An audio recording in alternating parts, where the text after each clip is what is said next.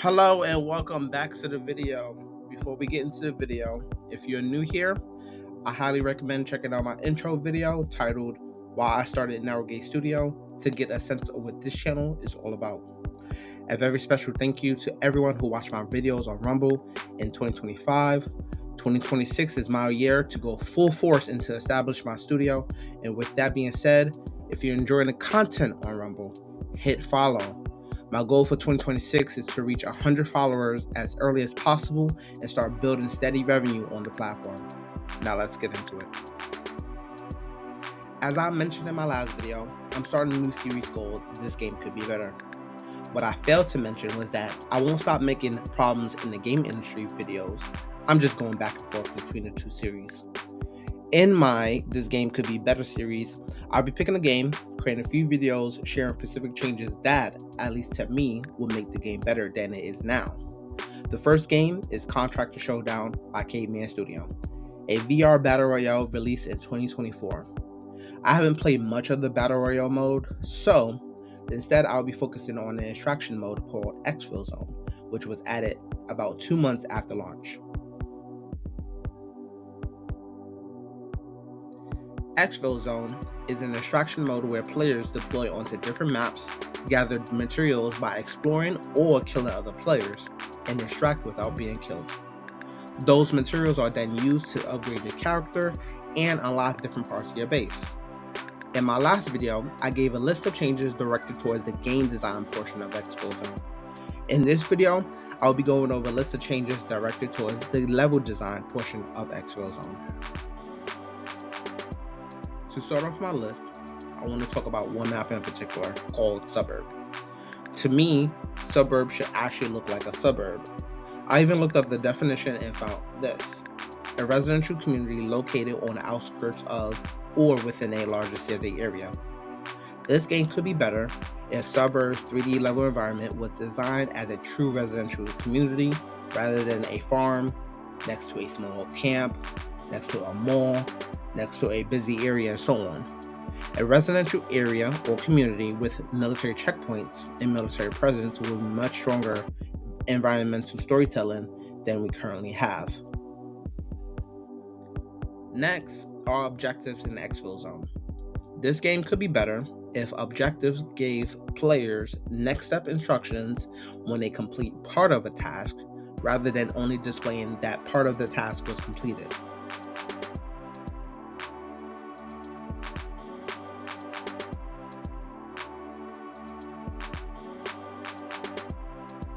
Next is level flow. In a second story houses or buildings, there should always be open windows that allow for multiple exits.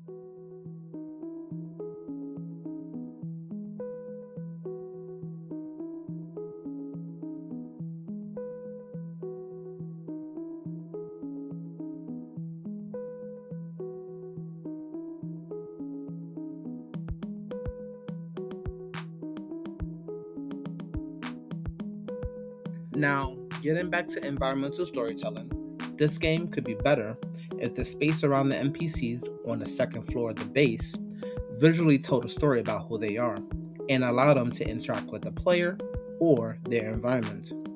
The NPC named Maggie visually looks like a nurse. However, the space around her doesn't tell a story. She feels more like a prop placed there, just typing on a keyboard.